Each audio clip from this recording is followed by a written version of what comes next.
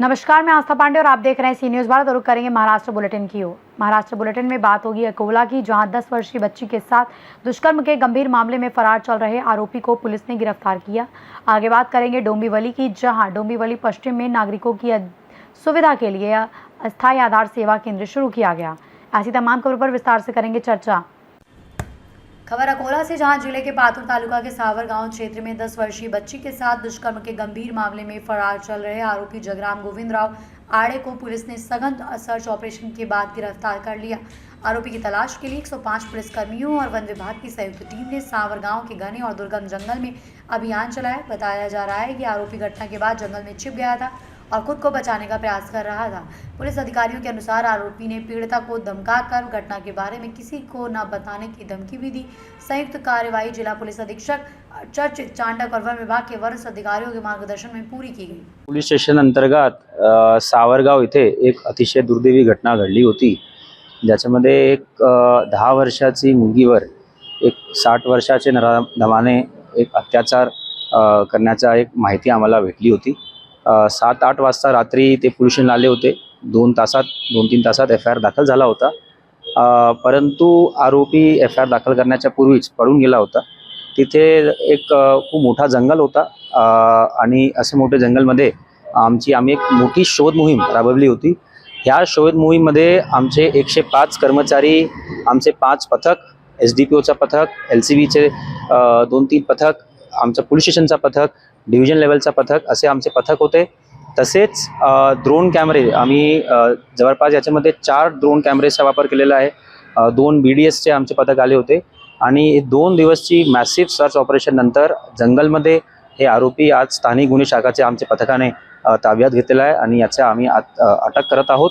तसेच या गुन्ह्यामध्ये सर्व प्रोफेशनल इन्व्हेस्टिगेशनची जे पद्धत असतात, ई साक्ष, फॉरेन्सिक व्हॅन, मेडिकल रिपोर्ट, जबाब नोंदणी, हे सर्व व्यवस्थित होणार। व्हिडिओग्राफी, फोटोग्राफी व्यवस्थित होणार आणि माझे स्तरावर मी सुद्धा या गुन्ह्याचा वेळोवेळी मॉनिटर करणार आहोत, अपडेट घेणार आहोत। आमचं अशी आम्ही एक टाइमलाईन ठेवली आहे की 30 दिवसात आम्ही याची चार्जशीट कोर्टामध्ये पाठवणार आहोत, जेणेकरून हे नराधमाला कोर्टामार्फत कठोर से कठोर शिक्षा होईल आणि एक समाजामध्ये चांगला मेसेज जाईल। धन्यवाद। अकोला से सीनियर संवाददाता धनराज सबकाल की रिपोर्ट। खबर डोंबिवली से, जहां पश्चिमी नागरिकों की सुविधा के लिए स्थायी आधार सेवा केंद्र शुरू किया गया है।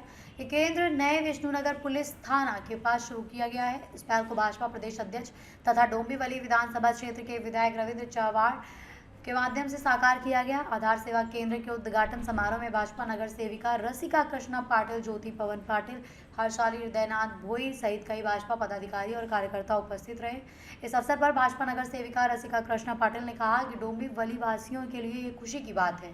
स्थायी आधार सेवा केंद्र शुरू होने से अब नागरिकों के आधार संबंधी सेवाएं आसानी से उपलब्ध होंगी और उन्हें बेहतर सहयोग मिलेगा।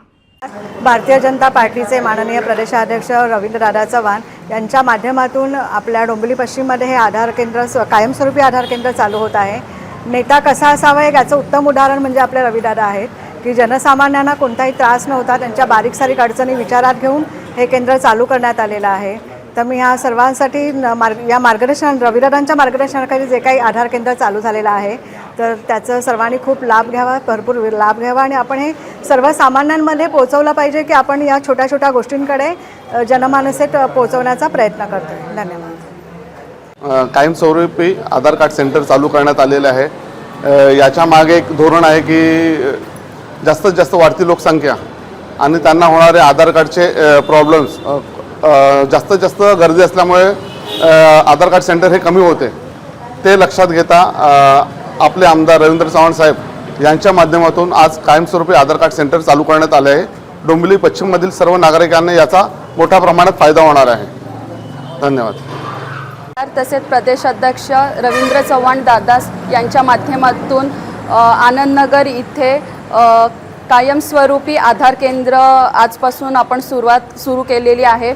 तसंच सगळ्या नागरिकांना आपल्या इकडच्या परिसरातील आनंदनगर, जुनी डोंबिवली, ठाकूरवाडी, मोठा गाव आणि जय हिंद कॉलनी या परिसरातील नागरिकांना विनंती आहे की कायमस्वरूपी आधार कार्ड केंद्र आपल्या सोयीसाठी उपलब्ध आहे, त्याची सगळ्या नागरिकांनी नोंद घ्यावी।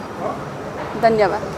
प्रदेशाध्यक्ष आणि आमदार रवींद्र चव्हाण साहेब यांनी आज इकडे जय हिंद कॉलनीमध्ये आरोग्य केंद्राच्या इथे एक कायमस्वरूपी आधार केंद्र हे चालू केलेलं आहे आणि त्यासाठी सगळ्या नागरिकांना, डोंबिवली पश्चिममधील सर्व नागरिकांना मी आवाहन करते की त्यांनी जास्तीत जास्त लाभ ह्याचा घ्यावा. आणि मागणीनुसार नागरिकांच्या खूप मागण्या होत्या की आपल्या इथे आधार कार्ड शिबिर किंवा असं होत नाही आहे, ते कायमस्वरूपी आपल्याला एक आधार कार्ड जिथे बनेल त्या ठिकाणी जाण्याची संधी मिळावी, त्यासाठी या नागरिकांना आपण संधी करून दिलेली आहे. तर सर्वांचे धन्यवाद. डोंबिवली से सी न्यूज़ संवाददाता दीपक मोरे की रिपोर्ट. फिलहाल इस बुलेटिन में बस इतना ही. बाकी देश और दुनिया की तमाम बड़ी खबरों के लिए बने रहिए सी न्यूज़ भारत के साथ.